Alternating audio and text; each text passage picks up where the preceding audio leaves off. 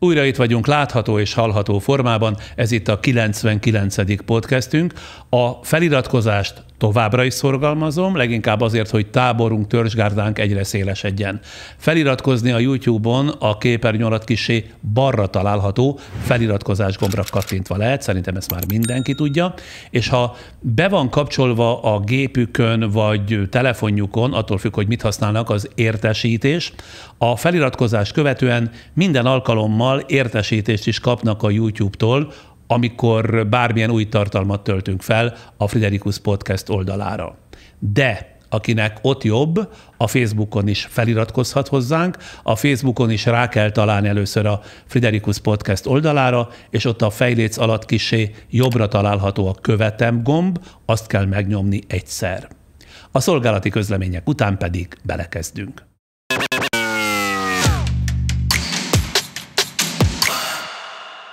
Az idei első podcastben megígértem, hogy ha összejön az 500 000 feliratkozó, január elején tartottunk 436-437 ezernél, eleget teszek a nézőinktől, hallgatóinktól nagy számban kapott kérésnek, azaz ismét tartunk egy olyan adást, amelyben válaszolok az önök sok-sok kérdésére. Május végén, június elején, alig 5 hónap alatt meg is lett ez az 500 000, tehát az 500 000 feliratkozó, de akkor az aktuális közéleti politikai események jelentősen közbeszóltak, és azokkal foglalkozni fontosabbnak tartottuk. Azonban most, amikor lehetőségem van valóra váltani az ígéretemet, már körülbelül az 520 000. feliratkozónál tartunk, egy hónap alatt újabb 20 000-rel bővült táborunk, hurrá, amit ezúton is köszönök mindenkinek, aki komolyan veszi kérésemet, és feliratkozzik, vagy feliratkozott hozzánk. Hozzávetőleg 65-70 kérdés és válasz fér bele ebbe a mai podcastbe, összesen közel 300 kérdést kaptunk, de 65-70-nél több megválaszolására nem igen lesz időnk, meg talán annyi elég is. Mindjárt el is kezdem, de előtte pár másodpercben beköszönnek támogatóink. Kívánságok maguktól nem válnak valóra. Raiffeisenbank. Váltsd velünk valóra! A műsorszám felemelő pillanatait a Nissan támogatja. És akkor következzenek az önöktől kapott kérdések és azokra a válaszaim. Az elsőt Cémán Piroskától kaptuk. Nem gondolja-e, hogy jobb lenne olyan embereket is meghívni a podcastekbe, akik az önéhez képest homlokegyenest ellentétes nézeteket vallanak, semmint csak olyanokat, akikkel szinte mindenben egyetért? Nos, amikor belekezdtünk ebbe a podcast sorozatba, próbáltam mindent megtenni annak érdekében, hogy több olyan vendég is legyen, akikkel nem értünk egyet adott kérdésben, vagy én nem értek egyet, de egyrészt azt kellett tapasztalnom, hogy ezek az emberek kevésbé hajlandók eljönni, másrészt igen nehéz meghúzni a határt, hogy miben és mennyire nem értünk egyet, ami számomra egyébként még vállalható, tehát vállalhatónak kellett lenni. Ugyanis azzal időt tölteni, hogy győzködjük egymást, a végén pedig vélhetően elbeszélünk egymás mellett, annak nem nagyon látom értelmét. Olyan emberekkel pedig tehát kifejezetten nem szeretnék műsort, podcastet készíteni, akik badarságokat beszélnek, például nem hisznek az evolúcióban, vagy lapos földhívők. De olyanokkal természetesen mindig szívesen beszélgetek, akik szimplán csak máshogy látják, hogy visszatérjek előbbi példámhoz, például az evolúciós elméletet, másképpen látják, mint én.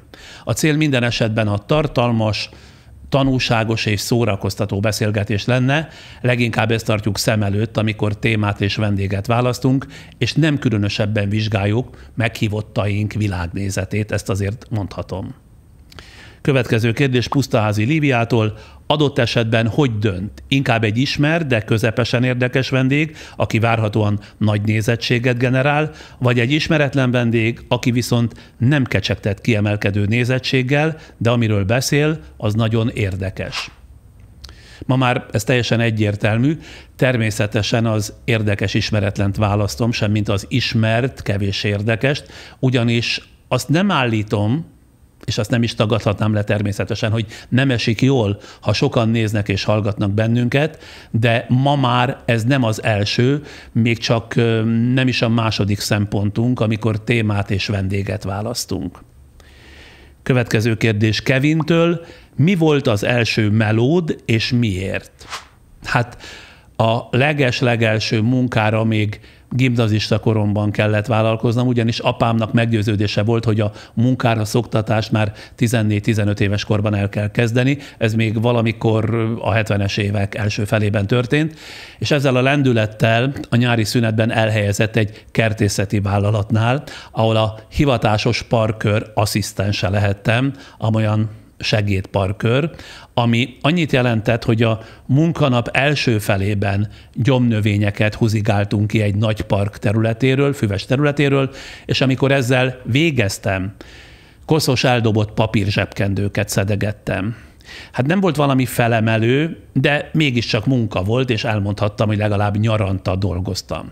Aztán idővel voltam újságkihordó is, mert egy időben hoztak egy olyan ostoba szabályt a Magyar Rádióban, akkoriban ott dolgozgattam, hogy csak úgy lehet külsős riporter az ember, ha mellette van egy főállása, így számomra a legegyszerűbb megoldásnak azt tűnt, ha beállok újságkihordónak, mivel azt hajnali 2:30-tól 3:30-től kellett elkezdeni, jó esetben délelőtt 9-re végzett az ember, és akkor ott volt az egész nap a riporterkedés gyakorlására. Csak velem persze ott is volt baj, mégpedig az, hogy újságkihordóként gyakran délre végeztem, mert úton-útfélen megálltam beszélgetni olyan emberekkel, akikhez kihordtam az újságokat, de érdekes történetekkel találkoztam, és akkor persze, hogy elbeszéltem az időt.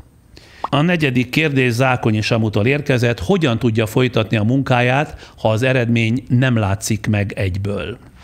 Nekem az a hosszú évek alatt szerzett tapasztalatom, hogy bármibe is kezd az ember, az elején lassan jönnek az eredmények. Általában nagyon lassan jönnek az eredmények. Alapvetően egy erőteljes motiváció kell ahhoz, hogy valamibe belekezdjen az ember, és folytassa azt, viszont ha a hitünk nagy a megkezdett dologban, abból akkor is jut, ha az elején nem feltétlenül érkeznek az eredmények. Én például kezdő rádiós koromban egy műsort úgy csináltam, hogy nem különösebben hittek benne akkori főnökeim, mivel nagy hallgatottságot az a bizonyos műsor nem produkált, emiatt honoráriumot sem kaptam érte, mindaddig, amíg nem fordult termőre az ötlet, de ez nem szegte kedvemet, és a végén mégiscsak engem igazolt az élet. Szóval az én tanácsom az, hogy amikor belekezdünk valami új dologba, azaz a folyamat legelején, gyűjtsünk össze minden érvet ahhoz, hogy elég motiváltak legyünk a folytatáshoz, akkor is,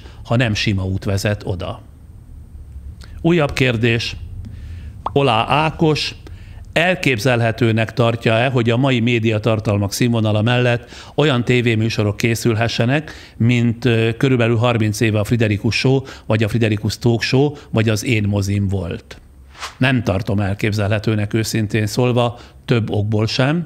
Egyrészt ma, és körülbelül már vagy 15 éve a nyugatról vett műsorokat, vagy műsortípusokat egy az egyben sajnos lemásolják itthon, állítólag még a szappanoperák dialógusait is, és azzal nem törődnek, hogy adaptálni kellene ezeket a nyugati sikerműsorokat a magyar körülményekre.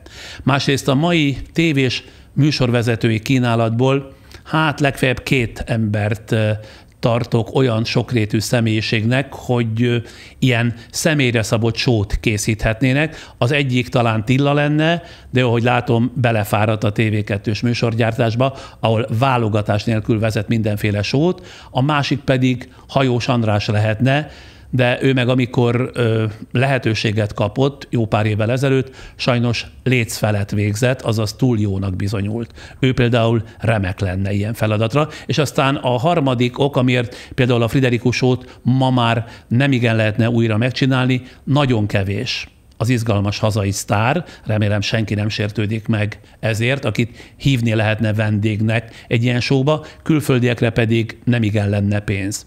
Valamikor 3 éve egyébként az RTL-nél fölmerült az ötlet, fel is kínálták nekem, hogy mi lenne, ha újból megpróbálnánk a Friderikus Show-t, de pár napos gondolkodás után nemet mondtam rá, mert beláttam az egyéb, leginkább a személyi körülmények hiányát, hogy most itt ezeket ne részletezzem. Következő kérdés. Leiler Zoltántól érkezett: Sándor, ugyanolyan jól esik önnek az 500 000. feliratkozó, mint amennyire jól esett a 100. És tábjával együtt néhány hete megünnepelték az 500 000. feliratkozót, ami a komoly tematikájú magyar YouTube csatornák között olyan ritka, mint a fehér holló. Ezt én is így gondolom.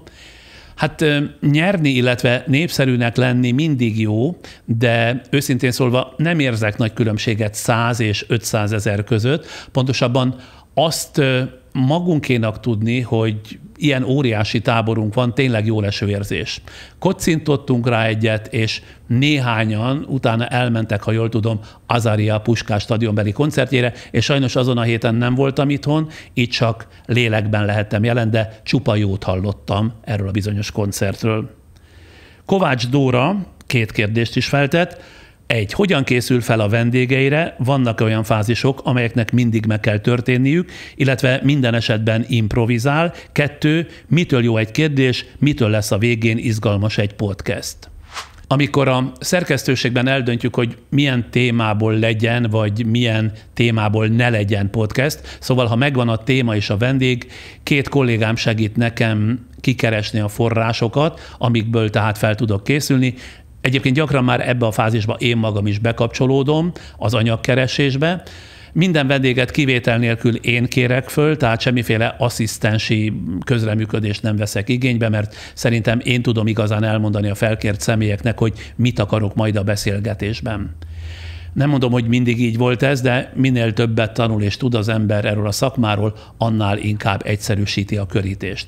Aztán a felvételre úgynevezett alapkérdésekkel készülök, de ez a ténylegesen feltett kérdéseimnek legfeljebb a 15-20%-át jelenti, a többit a beszélgetés menete diktálja, tehát elég sok a rögtönzés is ezekben a podcastekben, de a rögtönzéshez is természetesen a felkészülés, a forrásgyűjtés fázisában sok információt be kell gyűjteni. És hogy mitől jó egy kérdés? Hát erre szerintem nincsen igazán jó recept. A jó kérdésnek feltétlenül eredetinek kell lenni, de az eredetiségnek valamennyire, vagy talán minél nagyobb részben a személyiségből, tehát a podcasterből vagy a riporterből kell erednie. Inkább mondok egy példát, egy mondjuk mesterséges intelligenciával foglalkozó mérnök vendég esetében az rossz kérdés lenne, hogy milyen jövőt jósol a mesterséges intelligenciának, mert talán ez így túl általános.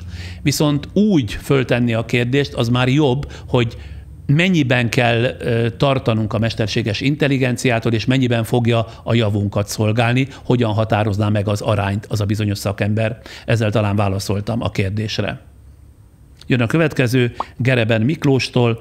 Van-e minőségi különbség a vendégei között, tehát hogy kit tart jó vendégnek, és kit kevéssé jónak? Ahány vendég, annyiféle, ezt mondom elsőként, de ezzel tudom, nem mondtam sokat. Az a jó vendég, legalábbis nekem, vagy szerintem, aki egyrészt jól beszél, nem nyökög, nem kalandozik el a témától, tehát figyel a kérdésre, arra is csak arra válaszol, és nagyjából még eredeti dolgokat is mond az adott témával kapcsolatban. Egyúttal velem, ha elfelejteti, hogy itt egy sokak számára készülő interjúról van szó, nem pedig ketten beszélgetünk, akkor az biztosan egészen jó vendégnek számít. Következő Seifert Ivántól: gondolkodott-e azon, hogy 3 év után a látványt, a szobadíszletet lecserélik? Leginkább nekem a mániám, hogy 3-4 évente lecseréljük az előző díszletet, ezért jó ideje most is gondolkodom ezen természetesen, bár meg kell mondanom, stábunk többsége erősen lebeszél erről. De hogy nekem is jó legyen, azért kísérleteket fogunk tenni már ősszel is, de talán ez nem vezet el a végleges díszletváltáshoz, csak pici módosítás lesz, bizonyos témáknál speciális díszletet szeretnénk alkalmazni, összesen ennyiről van szó. Juhász Gábor kérdezi: gondolkodott-e már azon, hogy a podcastjait vágatlanul tegye közzé? Az elején tényleg úgy terveztük, hogy nem felvételről, hanem élőben fogunk beszélgetni, de amikor a 6-7 próba podcastet elkészítettük, és egy kis fókuszcsoportnak bemutattuk ugyanannak a beszélgetésnek a nyers, tehát vágatlan változatát, majd a vágottat, ha jól emlékszem, 91%-osan a vágott nyerte el a fókuszcsoport tetszését. Azóta 98 adásnyi tapasztalatot én is szereztem, és arra jutottam, hogy összehasonlíthatatlanul jobbak, pörgősebbek a vágott beszélgetések, mint a teljesen vágatlanok. Például a legtöbb vendég, mire megtalálja az igazi választ egy-egy kérdésre, esetenként akár percek telnek el, és ezek a percek őszintén szólva érdektelenek. Tehát a végső változatból ezek például mindig kikerülnek. Nem mondom, hogy minden podcast esetében így igaz, de egyharmaduknál feltétlen, hogy 2-3-szor jobb a vágott anyag, mint a nyers felvétel. És anélkül, hogy egyetlen konkrét nevet is említenék, azt kell mondjam, hogy önök nagyot néznének, ha egyik-másik vendégünk vágott anyaga után magát a vele készült nyers felvételt is közzétennénk, abban pedig én legalábbis nem találok semmiféle hozzáadott értéket, amit bizonyos csatornák csinálnak, hogy tudnék, ugyanannak a beszélgetésnek felteszik a vágott és külön fizetség fejében a vágatlan változatát is. Remélem válaszoltam a kérdésre. Ortelli Anita. Az Azariával készült második beszélgetésében említette, hogy ön szerint a dolgoknak nem szabad idő előtt bekövetkezniük. Mi alapján határozható meg, hogy minek, mikor kell bekövetkeznie? Nos, emlékeim szerint ezt leginkább a tulajdonszerzésre gondolva mondhattam Azariának, ugyanis a 20 évesek körében azt tapasztalom, hogy mindent mindjárt akarnak, lakást, autót, pár 10 milliót a bankszámlán, miközben én meg a saját életemben, vagy a saját életemből azt láttam, hogy bizonyos dolgoknak azért sem szabad idő előtt bekövetkezniük, mert ha gyorsan kiiktatódik az ember életéből a szerzés öröme, nem lesz, ami később motiváljon. És ha jól meggondolom, ez a szerzésen túl igaz például a karrierépítésre is, és lehet, hogy a legtöbb dologra igaz.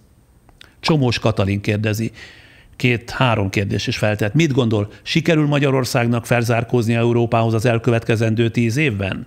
Van olyan személy az ön életében, akire egyfajta tanácsadóként, mentorként tekint, akinek a véleményében bízik, és esetleg kételyek esetén kikéri az ő véleményét? Tud-e, szeret-e főzni? Menjünk sorjába. Ha életszínvonal tekintetében kérdezi, nem hiszem, hogy sikerül Magyarországnak felzárkóznia Európához a következő 10 évben. Épp a napokban frissítette a tavalyi egyfőre jutó fogyasztási adatokról készült statisztikáit az Eurostat, ami az Európai Bizottság statisztikai részlege.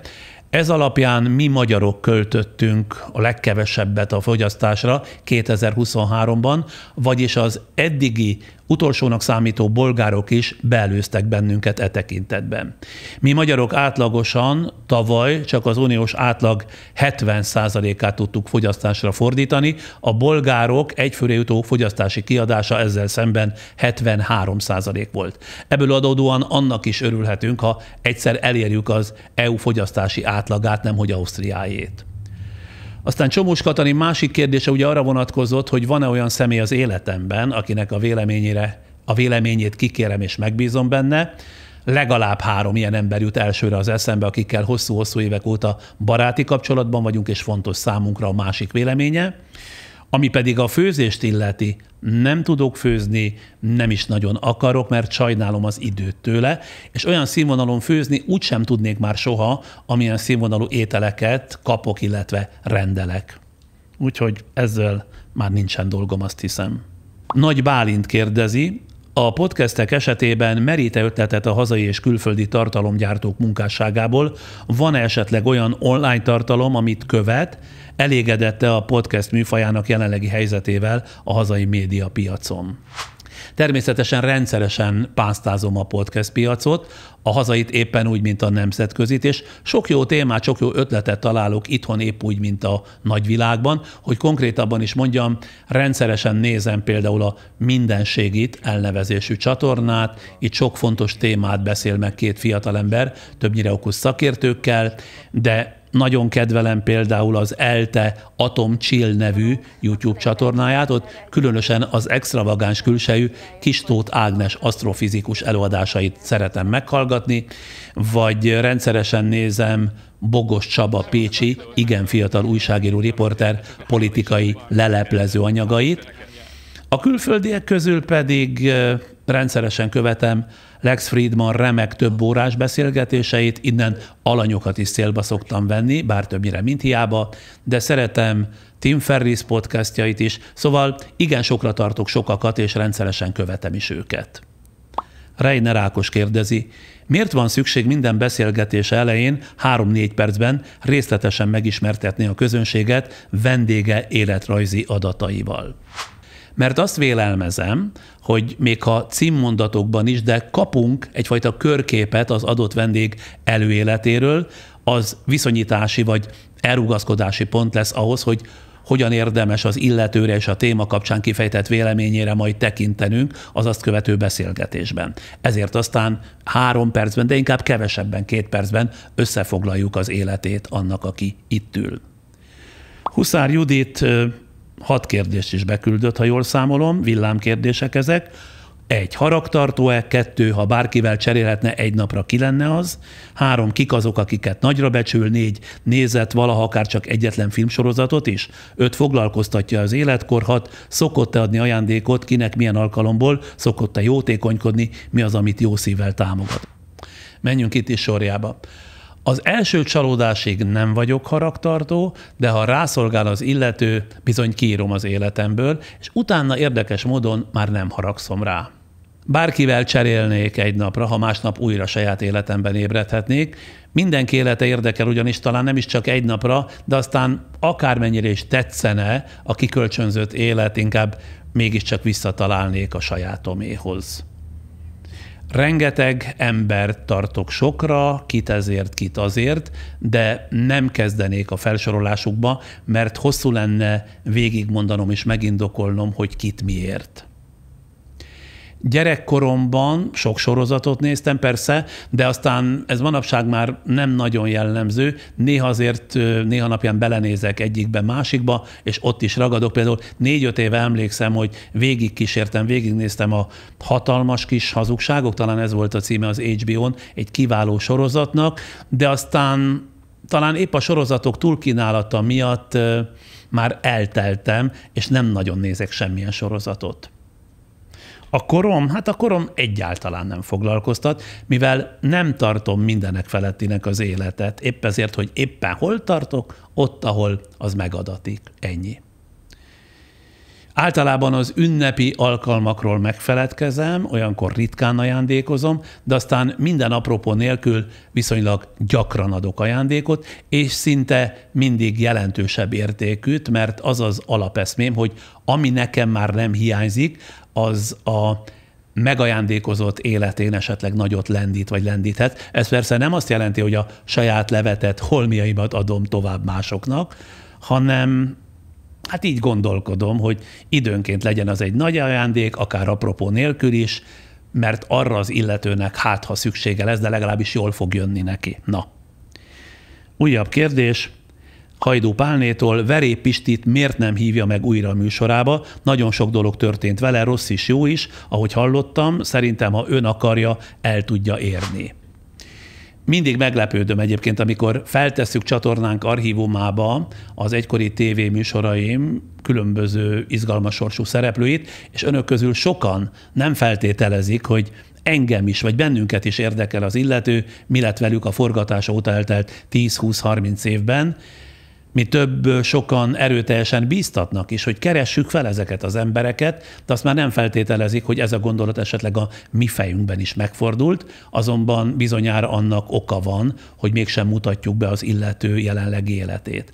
Nos, ami Verép Pistit illeti, hát ő is ilyen, az egykori fantasztikus dumájú, nagyban üzletelő kölyök, természetesen felnőtt, meg is találtuk, de már nem kíván a nyilvánosság elé állni, amire minden bizonnyal megvan az oka. Ő azt állítja, nyugodtan szeret élni, sikeres vállalkozó, ennyit tudunk, de már nem szeretné, ha a csodájára járnának, ezért nem tudom rábeszélni egy újabb beszélgetésre, pedig időről időre megpróbálkozom vele, esküszöm.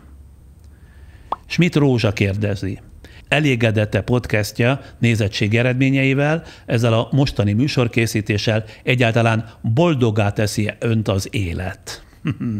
A nézettségünk és hallgatottságunk eredményei tényleg minden képzeletünket felülmúlják, Friss beszélgetéseink átlagnézettsége 577 000 per adás, átlaghallgatottságunk 141 000 per adás, de legalább 2 műsorunk nézettsége a 2 milliós megtekintés felett jár, 10 podcastünk nézettsége és hallgatottsága 1 és 2 millió között tart, hogy tovább dicsekedjek. Ezzel tulajdonképpen még egy nagy ország podcastereként is elégedett lehetnék, ahol a populáció sokszorosan miénknek, hát akkor magyar nyelvű tartalomkészítőként. A nagy tévécsatornák szerintem mind a 10 ujjukat megnyalnák, ha ehhez közelítő nézettségi eredményeket mondhatnának a magukénak. És hol van a mi költségvetésünk ugye az övékéhez. Tehát tökéletesen elég nekem ez a platform, de hogy az élet mennyire tesz boldoggá, az már egy más lapra tartozó kérdés. Ahogy azt sokszor szoktam mondani, melankólikus alkat vagyok, aki legfeljebb másodpercekre képes boldognak érezni magát, azt is nem túl gyakran. Na. Bukovics Márton kérdezi, ha beszélhetnél 18 éves önmagaddal, mi lenne az egyetlen tanács, amit adnál neki? Talán, hogy ne törődj azzal, mások mit gondolnak rólad. Az életben többnyire vesztes leszel, ha másoknak akarsz megfelelni, ráadásul az emberek többsége egyáltalán nem is törődik vele, csak szeretnék belebeszélni mások dolgaiba. Te foglalkozzál csak magaddal, és ne félj semmitől. Körülbelül ez lenne a tanácsom 18 éves önmagam számára, amiket mondanom sem kell, nem tudtam 18 évesen. Révai Kornélia azt kérdezi, hogy mi az a legnagyobb állat, amit még le tudna győzni puszta kézzel? Ez kitűnő kérdés, de még soha nem gondolkodtam el ilyesmin, talán azért, mert soha nem kelnék birokra semmilyen állattal, még akkor sem, ha a szükség úgy hozná, szerintem hamarabb futnék el. Mondjuk manapság már ez is nagy kihívás jelentene számomra, azt hiszem, úgyhogy jobb, ha békében maradok a világgal, és ilyenfajta állatokkal nem találkozom. Szepesi Imola, hogyan képes megtartani magának a magánéletét? Hát úgy, hogy nem beszélek róla nyilvánosan. Nagyon sok éve egy idősebb szaktársam azt tanácsolta nekem, hogy a magánéletem legyen csak az enyém, mert ha egyszer kinyitom ezt az ajtót, soha többet nem fogom tudni becsukni. És körülbelül 40-45 éve ennek megfelelően járok el. Ezzel persze mindig együtt jár, hogy találgatnak egyesek, de ezek a találgatáson alapuló mendemondák sok esetben akkora marhaságok, hogy magam is, ha olvasom őket, csak mosolyogni tudok rajtuk, kivéve amikor a falnak megyek tőlük. Zilinszky Péter kérdezi, miért nem élőben válaszol a nézők és hallgatók kérdéseire? Nem látom be, mit adna hozzá az egészhez, ha élőben felelnék itt és most a kérdésekre. Abban az esetben számos technikai trükköt például nem lehetne alkalmazni, a kérdések feliratai esetleg nem tudnának ilyen pontosan megjelenni, és így tovább, márpedig nekem nagyon fontos a podcastek megjelenése is, nem csak a tartalmuk. De ezúttal sem az a helyzet, hogy hosszan érleltem a válaszaimat, hanem egyszer átolvastam a kapott kérdéseket, aztán ideülök a kamera elé, és szép sorba válaszolok rájuk. Szóval nagy különbség nincs a kettő között. Somogyi Gabriella. Úgy érzem, hogy tanultam a hibáimból, és már ismerem őket, mégis újra és újra elkövetem ezeket. Ön szerint mit lehet tenni a valódi változás érdekében? Azt sejtem, ha folyton elköveti a korábbi hibáit, akkor még nem tanult eléggé belőlük, ezt saját tapasztalat alapján is mondom. Másfelől tényleg van olyan, hogy értünk egy problémát, mégsem tudunk tenni ellene. Én is vagyok így, nem is ritkán. De már az is nagy szó, hogy az ember felismeri a hibáit, a következő lépés pedig megtanulni kezelni ezeket. Egyet nem ajánlok, hogy valamiféle ilyen életvezetési szakkönyvből sajátítsa el, hogy hogyan kell megküzdeni a problémák vagy a hibák kezelésével. Én nagyon nem hiszek az ilyen kézikönyvek valódi hatékonyságában. Gyarmati Zorka kérdezi, érdekelne, hogy mit szokott csinálni lefekvés előtt. Hát engedelmével mindenről nem számolnék be, de talán korábban említettem már, nagyon későn fekvő vagyok, éjjel 3 előtt, csak nagy ritkán fekszem le.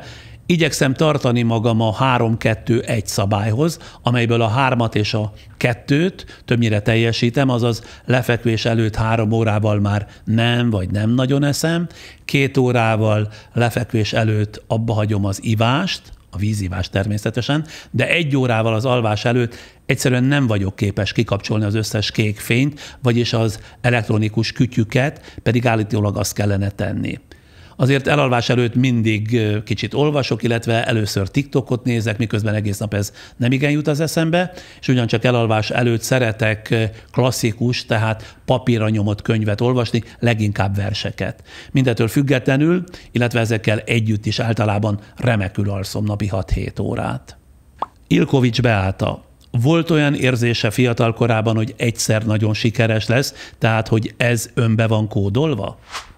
Tapasztalatom szerint szinte mindenkinek van egy olyan hamis érzete, hogy ő valahogy különlegesebb, mint mások, de ez azért lehet, mert önmagát mindenki sokkal jobban ismeri, mint másokat, és ez az alaposabb önismeret keltheti azt az illúziót, hogy én több vagyok, mint más, de természetesen ez hamis érzet. Ami pedig a sikert illeti, gyerekkoromban úgy 12, 13, 14 éves koromig egyenesen azt gondoltam magamról, hogy lúzer vagyok, elég sok tétovassággal bírtam ugyanis.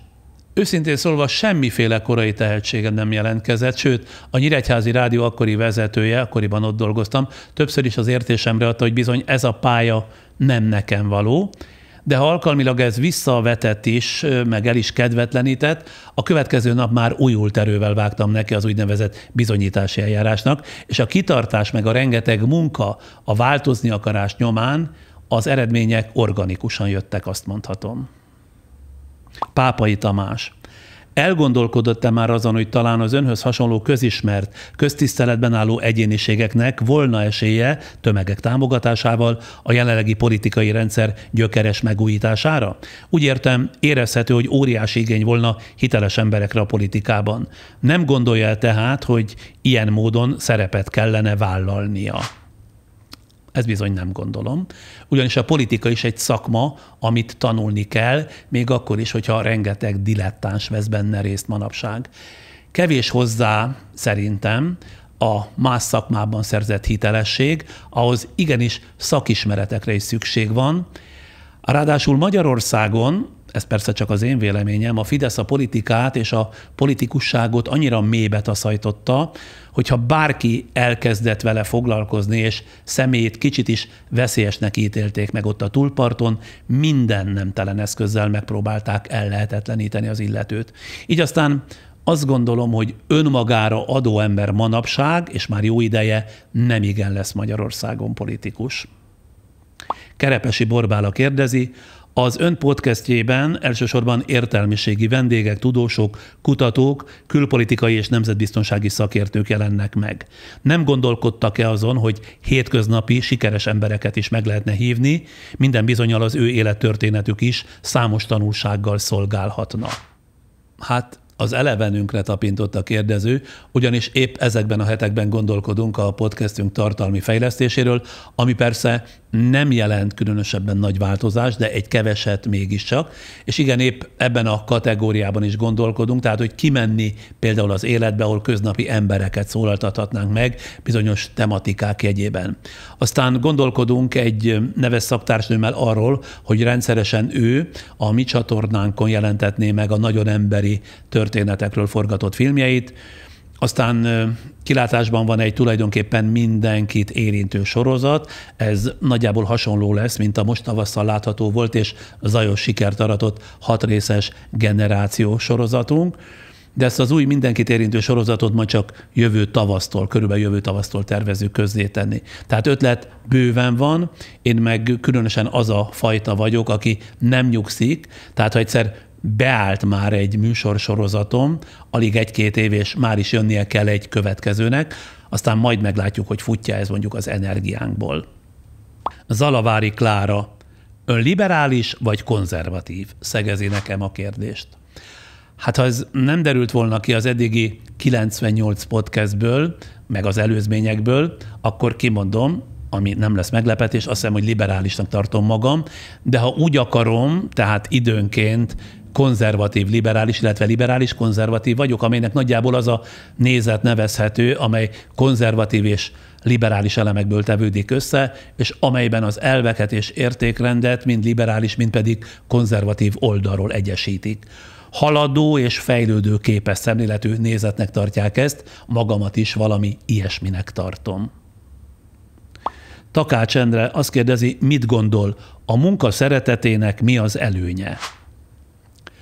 Akinek olyan munkája van, amit szeret, annak tökéletes szabadsága lehet, én valahogy így gondolom, és nem tudom, hogy azt megfigyelték-e önök, de minden szenvedélyesen végzett munkában van bizonyos, hogy mondjam ezt, méltóság. Előnynek ennyi épp elég, nem? Szemere Veronika, van-e úgy, hogy interjúkészítés közben elveszti a figyelmét? Csak abban az esetben, ha a vendég, a riportalany kicsit félrebeszél, úgy értem, hogy jelentősen eltér a tárgytól, olyankor én is kiesek a ritmusból, közben pedig azon töröm a fejem, hogy hogyan térítsem vissza az eredeti kerékvágásba. De ha jó a vendég, és a többség ilyen, feltétlenül ilyen, akkor együtt haladok vele, és folyamatosan tanulok tőle, különösképpen tudósoktól, szakértőktől, és észre sem veszem, hogy ez nem egy sima beszélgetés kettesben, mondjuk egy presszóban, hanem egy interjú. László Tibor, mit gondolsz a podcastről, mint műfajról? Hát ha ezt meg kell határoznom, akkor úgy szoktam mondani, hogy két nagyobb irány van, vagy két nagyobb irányt látok a podcastek világán belül. Az egyik a laza, haveri hangnemben készülő podcastek, bulvárszerű előadásban, ilyen a The VR, vagy a Jól van ez így című podcast minden hétköznap. A másik irány a komolyabb beszélgetéseké, mondjuk a mi podcastünk mellett ide sorolom a Mindenség elnevezésű podcastet, erről már az imént beszéltem, vagy az Élet meg minden című podcastet, remek beszélgetések vannak abban is, komoly beszélgetések, illetve Pottyondi Edina kedreggelente frissülő heti publicisztikai jellegű monológiait is. Szóval bármelyik irányt lehet választani, egy dolog biztos, a legfontosabb a minőség magasan tartása a podcastben, mind a vendégek személye, mind a párbeszédek tartalma tekintetében. Én ezt látom mondjuk a podcast legfontosabb alapvetésének.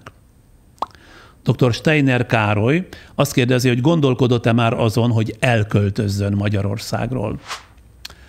Hát, nyitagadás. Időnként eszembe jut, talán 2 éve, 3 éve el is kezdtem szétnézni, hogy hová lenne kedvem települni, de valahogy mindig arra jutok, hogy a körülmények ellenére mégiscsak itt érzem magam a legjobban. Bár kérdezhetnénk azt is, hogy honnan tudom, ha más lakhelyet még nem próbáltam, akkor inkább úgy fogalmazok, hogy ezt vélem. Kowalski Otto. Mit gondol az elektromos autókról? Igyekszem haladni a korral, ezért körülbelül fél éve én is felcseréltem a 12 éves autómat egy elektromos változatra. Azóta úgy érzem, hogy űrhajót vezetek, szóval csodálom és nagyon szeretem. Vitovszki Emília. Sok éve valahol azt olvastam, hogy tőzsdézik-e még, és mit szól a bitcoinhoz, meg a többi kriptovalutához? Már nem nagyon tőzsdézek, legalábbis nem közvetlenül, legfeljebb befektetési alapokon keresztül, ami pedig a bitcoint és a többi kriptovalutát illeti. Ott állok a startvonalnál, azaz, hogy kipróbáljam, ebbe az irányba lögdös valami megérzésféle intuíció, de amikor felülkerekedik az eszem, az meg nem engedi, hogy lépjek ebbe az irányba, a sugallva, ami mögött nincs se termék, se szolgáltatás, csak egy papír, illetve még az se, abba nem szabad belemenni. Tudom, a józanságot időnként hátra kéne hagyni, hogy kipróbáljam például a kripto világát, de egyelőre tartok tőle, aztán, hogy alakul a jövő, azt most még nem tudom. Matyisák Réka, összegyűjtöttem pár ismert embert, egy-egy szóval vagy mondattal jellemezné őket. Kadarkai Endre, Osváth Zsolt, D. Tóth Kriszta, Orvos Tóth Noémi, Csernus Imre, Palik László, Rónai Egon, Somogyi András. Kadarkai Endre, kitűnő lélekbúvár, már nem is riporter, bár az én ízlésemnek kicsit kimódolt, de feltétlenül képességes. Osváth Zsoltot nem ismerem. D. Tóth Kriszta, én képtelen lennék úgy beszélgetni, pláne meg interjút készíteni, hogy nem nézünk egymásra az alannyal, vagy csak igen ritkán. Ezt az autós műfajt, ha jól emlékszem, eredetileg éneklése találta ki a CBS-en James Corden a saját showyában, de ezt beszélgetésre átültetni szerintem legalábbis nagy merészség, bár valószínűleg egyáltalán nincs igazam, amikor így beszélek erről, mert egy újságírókból álló szakzsűri szinte minden évben D-Tóth műsorát, az Elviszleket tartja az év talkshow-jának. Úgyhogy nyilván ez is működik, csak legfeljebb nem úgy, ahogyan én szeretem a beszélgetéseket készíteni. Orvos Tóth Noémi, tudom, hogy ki ő, de nem ismerem olyan alapossággal a munkásságát, hogy legyen megalapozott véleményem róla. Lakatos Levente, egyáltalán nem ismerem a munkásságát. Dr. Csernus Imre, csak addig a pontig követtem az ő munkásságát, amíg valamilyen tévéműsorban ordítozott a pácienseivel, itt abba is hagytam. Nagy Ervin, jó színész, nagyon jó színész, sajnálom, hogy jobban izgatja ma már a politikának ez a mifelénk sajnálatos változata. Palik László, speciális kérdezői magatartás az övé, folyamatosan a saját élményeit, emlékeit, példáit tolja előtérbe, amire vigyázni kell, mert idővel krónikussá válhat, nem mintha én mentes lettem volna az ilyesmitől, de szerencsére még éretlen fiatal csikókoromban. Rónai Egon, kiváló közéleti riporter, Somogyi András, ha szabad, akkor inkább Bödöcs Tibor. Zsíros Marietta azt kérdezi, miért törölnek bizonyos kommenteket, hozzászólásokat. Mert azt mondom, és most nagyon egyenesen fogok fogalmazni, nem mint eddig nem tettem volna, hogy ez az én házam, úgyhogy viselkedjen illedelmesen, ha valaki eljön hozzám, vagyis ha valaki szeretne csatlakozni a Friderikus Podcast közösségéhez, akkor bizonyos szabályokat igenis be kell tartani. És ha valaki civilizálatlanul viselkedik, azt nem vagyunk hajlandók eltűrni. Lehet, hogy az átlagnál idegesítőbbnek találom, ha ilyesmikkel kell foglalkoznom, de mindennél fontosabb számomra, hogy a pozitív hangulat és a felhajtó erő megmaradjon. A renitenseket, aki például ocsmányul minősít másokat, vagy aki nem tudja kifejezni magát még anyanyelvén sem, viszont ahhoz van gyérszókincse, hogy csúnyán minősítse vendégeinket, azokat valóban láthatatlanná tesszük mások számára egyetlen kattintással.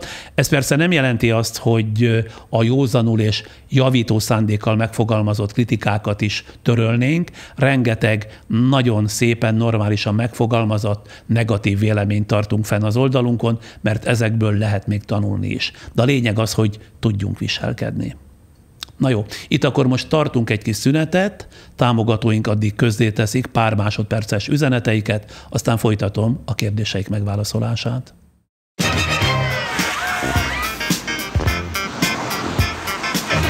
Új Nissan Juke Hibrid. Próbáld ki!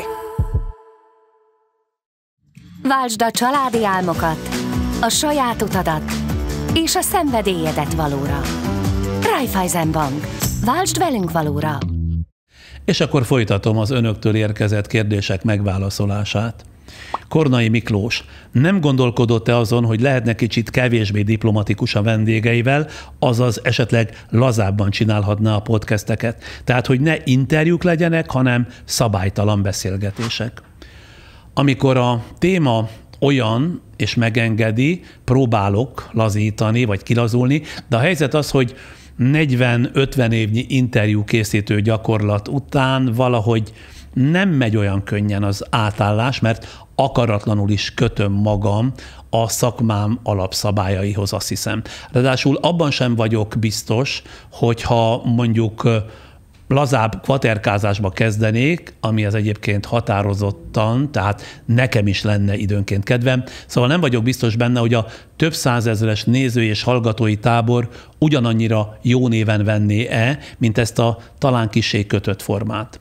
Tehát nem könnyű az átállás, azt mondhatom a kérdésre válaszolva, de van rá törekvés, diplomatikusan ennyit tudok válaszolni erre a kérdésre, a többit majd meglátják. Dézsi Vilmos.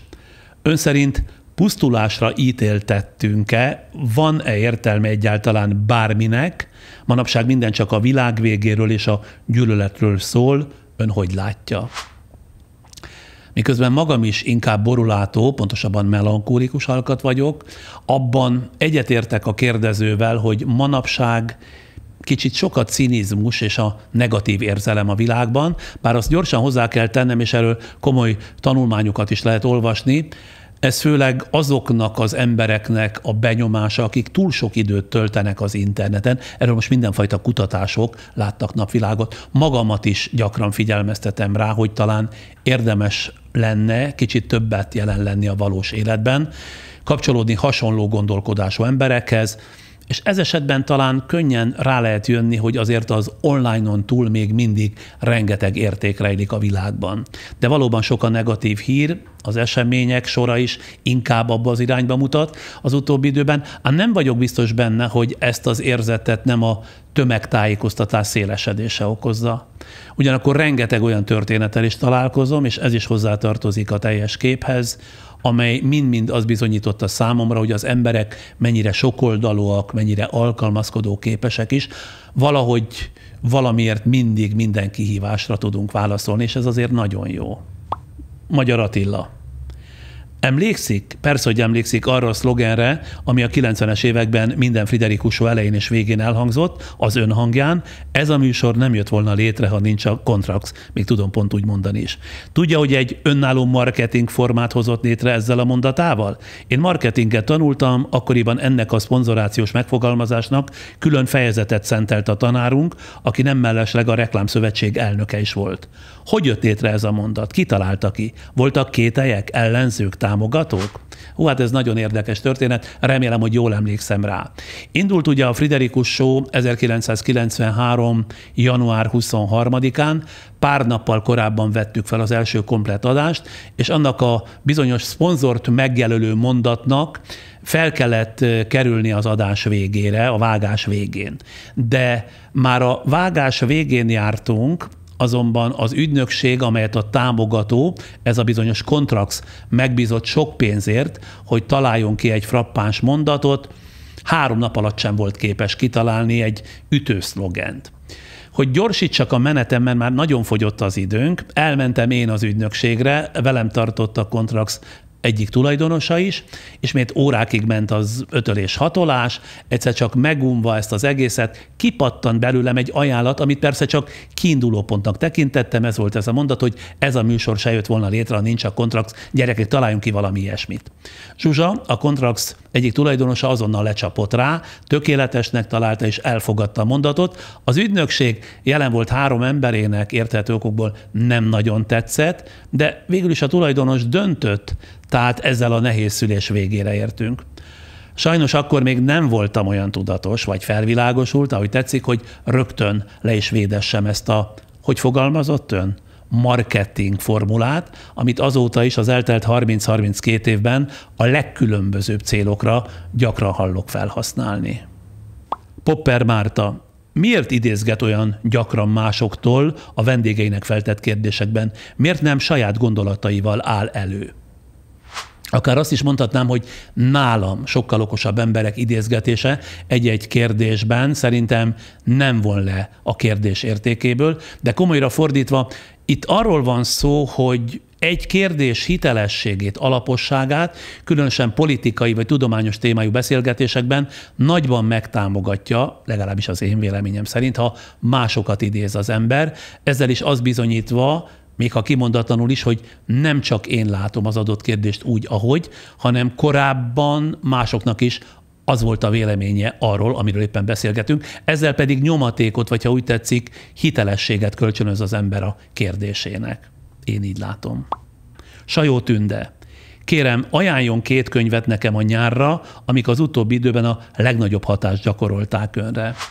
Van több ajánlatom is, de 2 mindenképpen fel tudok idézni, illetve ajánlom önnek. Az első feltétlenül Salman Rushdie Kés című kötete lenne, kicsit bizarr, így első hallásra meg a történet is, de remek írás.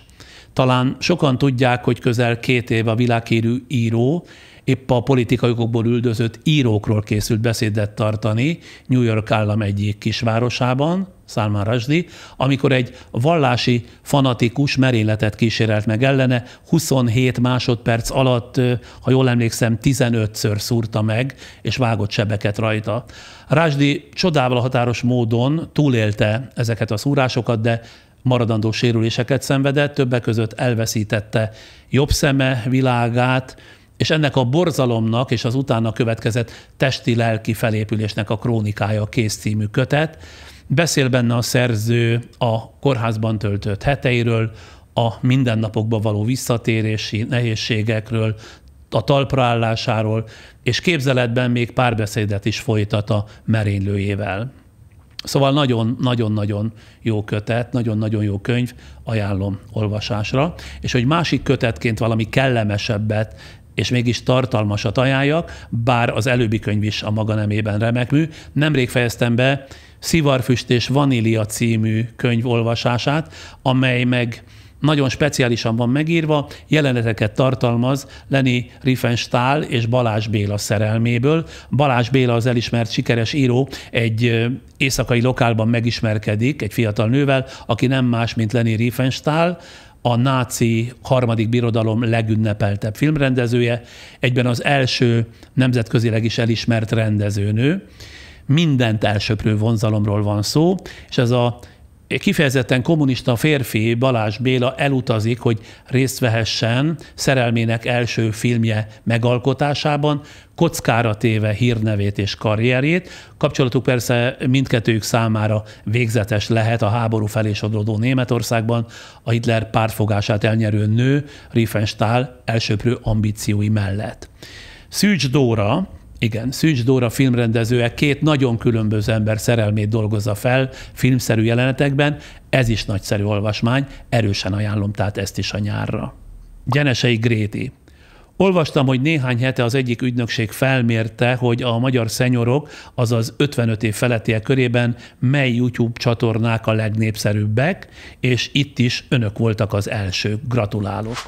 Nagyon köszönjük. Ha jól tudom, a B-Social ügynökség reprezentatív felmérése volt ez, én is olvastam, és ha ehhez még hozzáteszem, hogy a legnépszerűbb YouTube csatornák közül felmérés szerint magunk mögé utasítottuk a második helyre a zseniális humoristát, Bödöcs Tibort, nem is kismértékben, majd 10%-kal. A harmadik legnépszerűbb youtuber ugyanezen a listán Potyondi Edina lett, a negyedik a Partizán, a többiekre elnézést nem emlékszem. Ennek kapcsán egyébként megnéztem a YouTube csatornánk irányító pultját, és ki gondolná, hogy az 55 év feletti nézőink, össznézőink 28%-át teszik ki, a 45-54 éves korcsoport össznézőink 25%-át, a 35-44 éves korosztály össznézőink 21%-át, a 25-34 éves korosztály a 15%-ot, végül a 18-24 éves korcsoport 6%-ot, a fennmaradó 5% pedig a 13-17 éves korosztály és a 65 pluszosok között oszlik meg. Tehát azt akarom ebből a hosszú számsorból mondani, hogy az aktív korosztály több mint 60-65%-a követ rendszeresen bennünket, és ez nagyon jó hír számunkra, amit ezúton is mindenkinek szeretnék megköszönni. Gáspár Emőke. Azt kérdezi, hogy mivel fejleszti szókincsét és beszédét, hogy ilyen érthetően és választékosan fogalmaz. Hát, ilyet se nagyon mondtak nekem, hogy érthetően meg választékosan fogalmazok. Mondhatnám, hogy egyrészt ez genetikai adottság, örökség, de ha igaz az, hogy olvasással a szókincs és kifejező készség nagyban fejleszthető, akkor ez lehet a válaszom érdemi része. A másik magyarázat arra, amit Gáspár Emőke szóvá tesz, talán az, hogy nap mint nap hivatalból nagyon sokat olvasok, több részletben, de összesítve körülbelül 7-8-9 órát is. Minden bizonnyal ez is fejleszti az ember beszédkészségét. Csongrádi Gergely. Mi az, ami megváltozott önben? Például változtak-e a táplálkozási szokásai a dr. Schwab Richard gastroenterológussal készült interjúja után, vagy változott-e a fiatalabb generációkhoz való hozzáállása Steigerwald Krisztián generációkutatóval készített podcastja után? Hát sajnos Schwab Richard módszerét, tanácsait sok tekintetben nem találtam magamra nézve alkalmazhatónak. Például napi fél kiló zöldséget 2 hét után én képtelen voltam megenni, így ez nagy mértékben rajtam bukott meg. Erőt eszembe, hogy sokan kérdezték, hogy Schwab doktort hol lehet elérni. Nos, a Mind magánklinikán rendel a doktor, de hogy úgy mondjam, hát nem kevésbe kerül, ha az ember egészségesen akar táplálkozni. Ami pedig a fiatalokat illeti, Steigerwald Krisztián generációs ajánlásait megfogadtam, és ezügyben a legtöbb, amit elmondhatok, fontolva haladok az ifjúság megismerése és fenntartás nélküli elfogadása irányába, de azért nem mindent hiszek el magam sem Krisztiánnak, elnézést így utólag is. Herceg Zita. Mit gondol a japán kajáról? Ó, hát fenomenális is, egyenesen fenomenális, és van is Pesten egy-két fantasztikus japán étterem. Legutóbb Krasznahorkai László hívott állítólag a város legjobb sushi vendéglőjébe, ami, ha jól emlékszem, egy pincében található, az így elsőre elég bizarrul hangzott, valahol talán Óbuda szélén egy korosabb eredeti japán ember tartja fönn, aki egy szót sem tud a japánon kívül semmilyen más nyelven. Állítólag ez a hely egy első látásra egy ingyen konyhához hasonlítható, csak kellemetlen szagok nélkül. Most alig várom, hogy elmenjünk ide Krasznahorkai. Valaki azt ígérte, hogy ha nekem ez nem fog tetszeni, akkor elbújdos szégyenében, majd meglátjuk. De én általában a nemzetközi konyháknak nagy híve vagyok, és e tekintetben Budapest szerintem igen jó hely, mert nagy a választék köztük, és nagyon sok finomságot lehet enni városszerte. Szemenyei Ákos. Főleg a politikai témájú interjúiban miért annyira szubjektív, miért nem törekszik objektívebbnek lenni? Többeket foglalkoztat ez a kérdés, ezért is jó, hogy valaki itt is szóvá tette. Most az a válaszom, hogy ez itt a Friderikus Podcast, nem pedig az állami rádió vagy állami televízió. Rajtuk ugyanis számon lehetne kérni, sőt számon is kellene kérni az objektivitást, mert ha jól figyelem, 14 éve ez bizony még nyomaiban sem felfedezhető az állami médiában. De itt a YouTube-on, mivel ez egy kis magáncsatorna, amely a nevemet viseli, épp az ellenkezőjét kellene számon kérni, tehát azt, ha nem lennék eléggé szubjektív. Meggyőződésem ugyanis, hogy azért követnek bennünket több százezren, nem egy esetben 1-2 millióan is, mert sokan kíváncsiak arra, hogy erről vagy arról a kérdésről én mit gondolok. Ennek jegyében pedig a továbbiakban is sok szubjektivitást tudok ígérni, és előre is elnézését kérem azoknak, akiknek ezzel majd csalódást fogok okozni. A következő Ruba Magdolna kérdezi, hogyan tartja fenn a kíváncsiságát még akkor is, amikor az adott téma nem kifejezetten érdekli. Azt kell mondjam, hogy minden téma, ami bekerül ide a podcastbe, azért kap helyet, mert engem az kifejezetten érdekel. A kíváncsiságomat pedig nem kell mesterséges módon fenntartani, belülről működtet, mert szeretnék tudni mindent mindenről, úgyhogy nincs olyan téma, hogy ami önök elé kerül, engem az csak akár mérsékelten érdekeljen. Amit itt látnak, amiről beszélgetünk, az olyan értelemben belülről fakad, hogy az én érdeklődésemet, vagy az én érdeklődésemet is szolgálja. Debreceni Bálint nem érzi néha úgy, hogy felrobban a feje attól a sok információtól, amiket állandóan be kell fogadni és fel kell dolgoznia? Hogyan tudja mindezeket rendszerezni és tartósan a magáévá tenni? Nem érzem úgy, hogy felrobbanna a fejem, inkább olyan érzés, hogy állandóan tanulok és gyarapodom még mindig.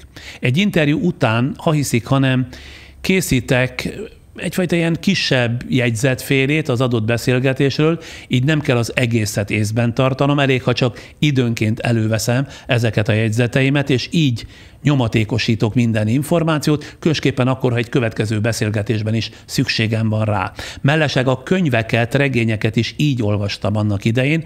Apám szoktatott rá arra, amit akkor nagyon nem szerettem, hogy egy-egy könyv elolvasása után 3-4 oldalban készítsek amolyan összefoglalót az elolvasott könyv tartalmáról, szereplőiről, és arról, amire én jutottam az adott kötet elolvasása után, hogy idővel csak ezt kelljen átlapoznom, mert így mindig könnyen felidézhető lesz az adott könyv tartalma, annak mondani valója. Bevált ez a módszer, így utóbb mondhatom, és hasznát is veszem. És ha már a felejtésről beszélünk, a legjobb módja a memorizálásnak nem az ismétlése egy adott dolognak, hanem az ismételt visszaemlékezés és a használat, ha érthető, amit mondok, de az előzők fényében remélem, hogy érthető. Szalóci Gábor. Amikor fiatalabb volt, melyek voltak a legkárosabb tulajdonságai, illetve tévképzetei, és hogyan lépett túl rajtuk? Ami elsőre eszembe jut, rettenetesen önbizalomhiányos gyerek voltam, erre már utaltam a műsor, vagy a mai podcast első részében. Ez a már-már beteges önbizalomhiány egészen fiatal felnőtt koromig jellemzett, szinte minden területen, kivéve egyébként a rádiózást, ahol elkezdtem ezt az egészet. Ott is mondom, az első szakaszt azért inkább az önbizalomhiány jellemezte, aztán valamitől mindig új erőre kaptam. Gyakran jutott eszembe valami szintén önbizalomhiányos nagyember mondata, ami valahogy úgy hangzott, hogy szükséged van tagadhatatlan bizonyítékokra azt illetően, hogy az vagy, akinek mondod magad. Vagyis, és ez már a tanács része, tehát hogy lehet túllépni egy káros tulajdonságon, ha szeretnél magabiztos lenni, akkor gyűjts bizonyítékokat, és nőd ki az imposztor szindrómádat. Az imposztor szindróma ugye az elégtelenség érzése, amelyet sokan tapasztalnak meg akkor is, ha egyébként sikeresek a szakterületükön. Ilyen esetben az érintettek úgy érezhetik, hogy nem érdemlik meg az elég sikert, és nem olyan tehetségesek, mint mások. Tehát azt tanácsolom, egy szó mint száz, tegyél róla, hogy felmutathass valamit, ami igazolja mindazt, amiért élsz, minden más önállításba fullad, és hozza magával az önbizalomhiányt. Nekem ebben nagy segítségemre volt az, hogy állandóan kipróbáltam új dolgokat, és igyekeztem gyakran elhagyni a komfortzónámat. Ennyit tudok mondani tanácsként. Diósi Anna Mária, mi a küldetés ezzel a podcast sorozattal? Ha küldetésnek nem is nevezném, de szenvedélynek talán igen, izgalmas sorsú vagy egyedi módon gondolkodó emberekkel izgalmas témákról vagy életükről beszélgetni, és tanulni tőlük minél többet. Megérteni jobban magamat, megérteni jobban talán a világot, és lehet, hogy közhely, amit mondok, de akkor is ez van, és ami külön is jó, senkinek nem kell megfelelnem, senki nem szól bele abba, amit csinálok, még a hirdetők sem, úgyhogy csak követem az ösztöneimet és a kíváncsiságomat. Ez lenne tulajdonképpen a podcast sorozattal a célom. Radics Aida. Mennyi időbe tellett önnek, amíg hozzászokott a kamerákhoz? Én mostanában próbálkozom ezzel, és megdöbbentem, hogy milyen béna lesz az ember egyből, amint kamerák előtt kell beszélnie. Ha segít valamit, mondhatom, nekem is nehezen ment ez az elején.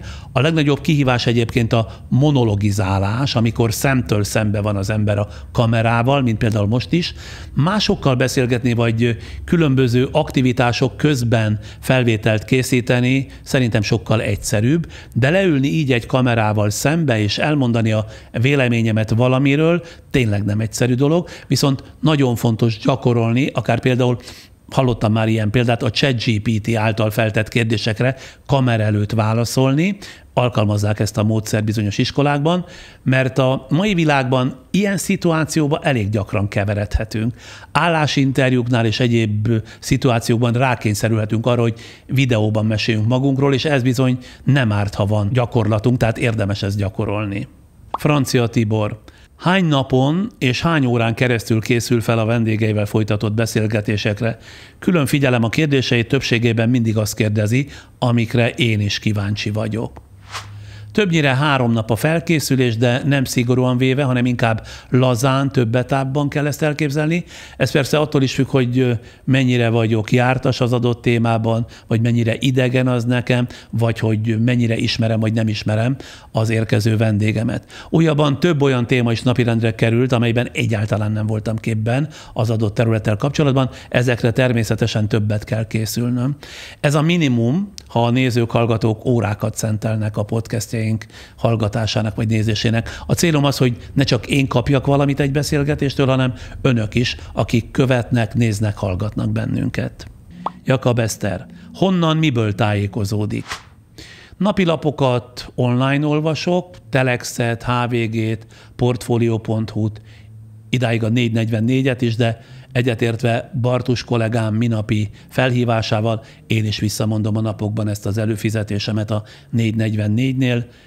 Rajtaütésszerűen olvasom a Válasz Online-t, és kalandvágyból nagyon ritkán az Indexet. Heti lapok közül pedig a Narancsot és a HVG-t feltétlenül, és még van egy-kettő. A külföldi újságok közül a Time és a Newsweek, valamint az Atlantic magazin fordításait szeretem lapozgatni. Hát körülbelül ennyiből. Kalocsai Gábor. Öntől kérdezem, hogyan lehet abba hagyni a piálást, anélkül, hogy ne maradj le a bulikról, mások megismeréséről? Noha nincs nagy tapasztalatom ebben a témában, de egyrészt nagy támogatója vagyok az önként vállalt józanságnak, vagyis amikor előre eldönti valaki, hogy heteken, hónapokon keresztül nem iszik, vannak ismerőseim, akiknek ez például működött. A másik, hogyha mindig inni kell ahhoz, hogy bizonyos emberekkel jól érezze magát valaki, akkor nem biztos, hogy velük kellene találkoznia. Talán érdemes olyanok társaságát keresni és megtalálni, akikkel ital nélkül is simán el tud lenni. Én nem vagyok valami nagy társasági ember, de ha társaságban vagyok, ott lenni mindig fontosabb, mint feltétlenül inni. Már csak azért sem tanácsos inni, mert italosan, az én tapasztalatom szerint az ember kicsit mindig veszít a magabiztosságából. Szikora Jenő tette föl a következő kérdést. Azt látta, hogy miután ön tavaly tavasszal a saját YouTube csatornán bemutatta Vitrai Tamás Magda című filmjét, ön után Vitrai is kedvet kapott a podcast készítéshez, csinált pár beszélgetést, de néhány hónapja ez abba maradt. Mit szól hozzá? Természetesen láttam, én egyébként mindent látok, azt szoktam mondani, és követem is Vitrai Tamás YouTube csatornáját, a Vitraiékat, de hogy alig néhány adás után miért maradt abba, azt nem tudom, hiszen elég szép nézettségeket produkált, ahogy néztem, átlagosan 20-30 ezeren követték. Erre az alkalomra készülvén oda kattintottam a Vitraiékra, és örömmel láttam, hogy 4-5 hónap kihagyás után folytatta a Vitrai Tamás a YouTube megjelenését. Miszla Irén. Vendégei közül hánnyal kerül a találkozás után barátságba? Életem során sok ezer emberrel találkoztam, rengeteg alanyom volt pályafutásom 50 év alatt, mégis közülük kevéssel kerültem barátságba. Barátaim javarészt bár szakmabeliek, de kevés van közöttük, aki alanyomból lett a barátom. Természetesen azért ilyenre is van példa, olyan persze akadt, aki előbb volt a mondjuk úgy példaképem, aztán a riválisom, lehet, hogy ezt így túlzás minősíteni, és végül a barátom lett. De ez nem ugyanaz, mint amit kérdezett nézőnk. Zentai Zorka. Mit szól ahhoz, hogy ma már rengetegen kezdenek bele a podcast készítésbe?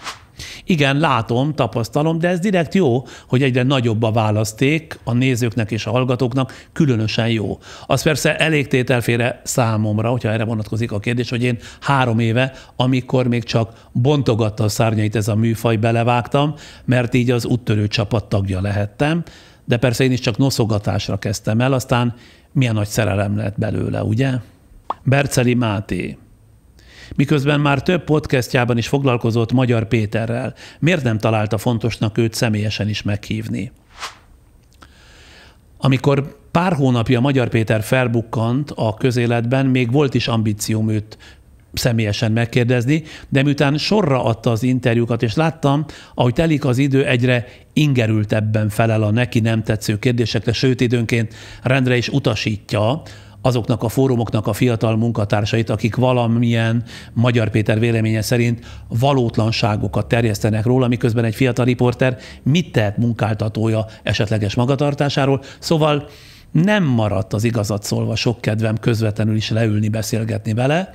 Továbbá ebből a távolságból figyelve őt számomra olyan sok minden derült ki menet közben, hogy talán már nem is árnyalódna a róla kialakított kép, akkor sem, ha közvetlenül kérdezném őt. Természetesen, ha rendesen lehet vele párbeszédet folytatni, nem lenne ellenemre a találkozás, de ahhoz a mindenkori feleknek kölcsönösen tisztelniük kell egymást. Szerintem ez a kiinduló pont egy magánbeszélgetés esetén, hát akkor egy nyilvánosságra szánt beszélgetés esetén. Ugye? Berecki Hajnalka. A podcastja indulása előtt 2021 tavaszán ön adott a Nőklapjának is egy interjút, és abban a meghívni tervezett vendégek között említette Richard Dawkins-t. Azóta is nagyon várom ezt a beszélgetést. Van rá esély, hogy sor kerül erre valamikor?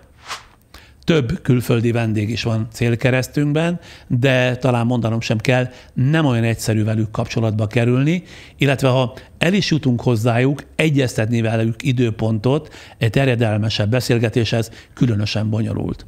Aztán, ha rá is áll egy ilyen kiszemelt külföldi vendég a beszélgetésre, még mindig ott van a nyelvi különbözőség, ugyanis egyáltalán nem vagyok biztos benne, hogy tolmács áttételével éppen olyan érdekes lenne az adott podcast, mint amikor közvetlenül tudunk szót érteni. Ezt a meggyőződésemet erősíti például a Partizán csatornájára időnként felkerülő külföldi vendégekkel készült beszélgetés. Ezeket valami okból jóval kevesebben nézik, mint a magyar nyelvű műsoraikat. De ami Richard Dawkins-t illeti, vele kapcsolatban vagyunk, és ha elég álhatatosak leszünk, biztos vagyok benne, hogy Berec Hajnalka nem hiába vár rá. Szőke Marian: hogyan egyensúlyoz a hibái javítása és az embernek maradás között? Hát talán ez az egyik legfontosabb kérdés a személyiségfejlődés terén, amiről egyes vendégeimet is kérdeztem már, ugyanis egy dolog törekedni a tökéletességre és a folyamatos fejlődésre, és egy másik dolog helyén kezelni azt, hogy valójában emberek vagyunk, törékenyek és tökéletlenek. Szerintem az első lépés realizálni, hogy ez egy óriási feladat, és megfelelő alázattal lehet csak eredményre jutni. Én csak a saját módszeremet tudom ajánlani. Az esti fogmosásnál mindig végig gondolom a napomat ebből a szempontból is. Nem mondom, hogy a mérleg mindig egyensúlyban van, de ha naponta karbantartom a kontrollt, előbb-utóbb egyensúlyba kerülhetünk önmagukkal. Én ezt állítom. Legéndi Péter: hol látja magát 10 év múlva? Én abban mindig jó voltam, hogy szakaszoljam, tehát szakaszokra osszam az életemet, mondjuk 5-10 évekre, és a terveimet ezekhez szabjam. Nos, abban nem vagyok biztos, hogy 10 év múlva még lesz ez a podcast, már csak koromból adódóan sem, de amit biztosan tudok, szeretném jól érezni magam a bőrömben 10 év múlva is, és ha még épeszű leszek, ezt talán meg is osztanám másokkal. Hogy milyen formában, az nagy kérdés, de remélem, hogy még akkor is képes leszek haladni a korral, és az aktuálisan menő kifejezési formára rátalálni. Kereki Zsigmondné: nő vagyok, és arra jöttem rá, hogy minden példaképpen férfi. Ennyire számítanak a hormonok? Szerintem nem ez számít, de valamiért én is úgy látom, hogy jelenleg kicsit, mintha több férfi lenne példaképként számon tartva, illetve aki igazán példamutató a szó globális értelmében. De nagyon örülnék, ha például mi is sokkal több hölgyet mutatnánk be, akár a példakép kategóriából, vagy más kategóriából. Kereki Zsigmondnénak is nagyobb lenne akkor a választék, és mindenkinek. Úgyhogy törekszünk rá, előbb-utóbb rátalálunk a helyes arányra. Ehhez kapcsolódik Lázár Valéria kérdése is. Miért van az, hogy többségében férfi vendégeket hív a podcastjébe? És ez nem csak önöknél van így, de számos más podcastben vagy tévéműsorban is tapasztalja ezt a néző. Igaza van, tagadás, mi is észleljük már jó ideje ezt a hibánkat, de nincs rá elfogadható magyarázatunk, és miközben mindig eldöntjük, hogy adott témához keresünk egy női szakértőt, mire oda jutunk, de érjük férfi vendéggel is. Nincs mentségünk tehát, elnézést ezért, de igyekszünk változtatni a gyakorlaton, megígérem. Tóth Komlósi Gábor: nem gondolkodott-e azon, hogy időnként foglalkozhatna vallási témákkal is, mert ha jól követtem, ilyen téma még nem volt podcastjaiban. Azért érintőlegesen szóba került a vallás egyik-másik vendégemnél, de az igaz, hogy külön ezzel a témával így nem foglalkoztunk. Most a helyzet az, hogy gyerekkoromban, és valószínűleg ez ebből eredeztethető, abban a szűk közegben, ahol felnevelkedtem, csak a vallásosság bigott és kissé riasztó formájával találkoztam, ami határozott ellenérzéseket váltott ki belőlem, de ez az idő előre haladtával szépen lassan változott bennem, és magamban már elkezdtem nyitni, legalábbis azt tapasztalom, hogy valamennyire nyitottam ebbe az irányba is, különösen azért, mert talán felismertem, hogy a különböző tradíciók által több ezer éve hordozott bölcsességeket hiba lenne figyelmen kívül hagyni, még akkor is az ember nem vallásos. Előbb-utóbb tehát eljutunk a vallásos vagy vallási témákhoz is. És akkor következzen az utolsó kérdés, Száraz Borbála kérdezi, hogyan lehet fiatalként elengedni a tökéletességre törekvést?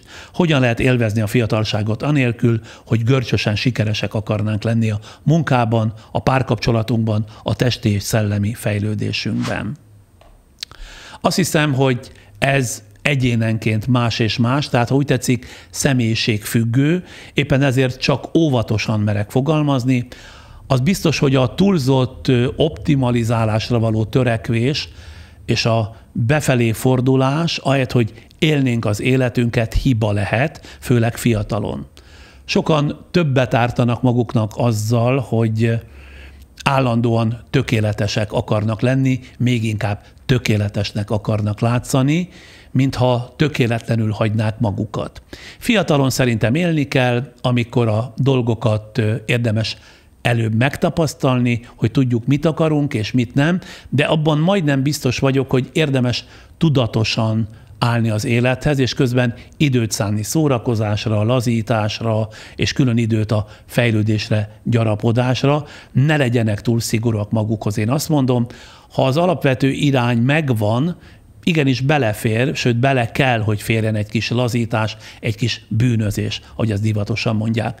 Ha rutinszerűen, rendszeresen önvizsgálatot tart az ember, és hajlamos szembenézni magával, talán elkerülhetők a csapdák és a buktatók. Hát ennyit tudnék mondani arra a kérdésre, hogy fiatalként hogyan lehet elengedni a tökéletességet. De azért tudnám ezt még cizellálni, azonban az idő letelt. Azt hiszem, mára ennyi elég lesz a kérdésekből és a válaszokból. Remélem, akik kérdeztek, kielégítő válaszokat kaptak tőlem. Aki pedig most kimaradt, jó néhányan vannak ilyenek is, a következőkben egyszer sorra kerülnek, ígérem. Legközelebb ilyen kérdeznek, válaszolok jellegű podcast akkor lesz, amikor már 600 000 feliratkozót mondhatunk a magunkénak, most járunk tehát 520 000-nél, úgyhogy van időnk, de azért szorgalmazom, hogy jöjjön el minél hamarabb ez az alkalom. Ezzel is szeretnénk ösztönözni a csatlakozást, a feliratkozást hozzánk, akár itt a YouTube-on, a képernyőnk alatt kissé balra található feliratkozás gombra kattintva, de ezt önök már szólamszerűen tudják, vagy a Facebookon is, de ott a követés gombot kell egyszer megnyomni. Mindjárt elmondom azt is, hogy alakul a nyári menetrendünk, de előtte ismét támogatóink alig néhány másodpercben elköszönnek. A műsor támogatója, a Nissan magyarországi forgalmazója, a Grand Automotive Central Europe Kft. Váltsd a zöld megoldásokat valóra. Raiffeisen Bank. Váltsd velünk valóra. Szóval, mivel kitört a nyár, kicsit visszaveszünk a munkatempóból mi is, és nem a szokásos 2-3 hetente jelentkezünk új tartalommal, friss beszélgetésekkel, hanem csak havonta egyszer, legközelebb előreláthatólag július 25-én, majd aztán augusztus végén, szeptember eleje felé. Mondom, ez a tervünk, de ha teszem azt, rendkívüli események ezt indokolják, természetesen ilyen esetekben is előállunk új beszélgetésekkel.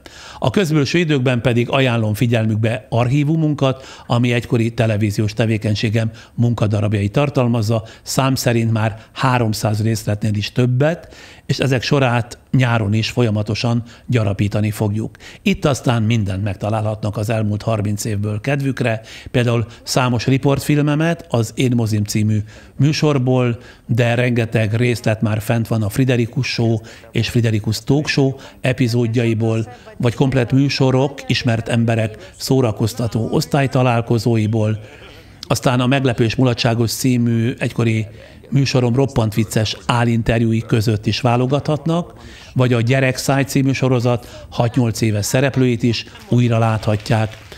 Aki pedig komolyabb tartalomra vágyik, a fizikus zseni Lukács Béla remek előadásait is újra vagy először megnézheti, nem kis élményben lesz részük, mint ahogy a politika és közélet meg annyi egykori zajos eseményéről készült háttérbeszélgetéseimet is feltettük, de arra is adok lehetőséget egy 1997-ben készült beszélgetésem segítségével, hogy a fiatal Orbán Viktort is összehasonlíthassák a maival. És külön figyelmükbe ajánlom, mert erre büszke vagyok, a Hitler keresztfiával, Martin Bormannnal a 90-es években készült beszélgetésemet is. És mondom, a nyáron tovább gyarapítjuk archívanyagaim sorát. Mindezeket a youtube.com-on, a Friderikus Podcast oldalának 6. vízszinte sorában találják, és akkor új beszélgetéssel jövünk július 25-én, addig is azután is kellemes nyarat kívánok Önöknek.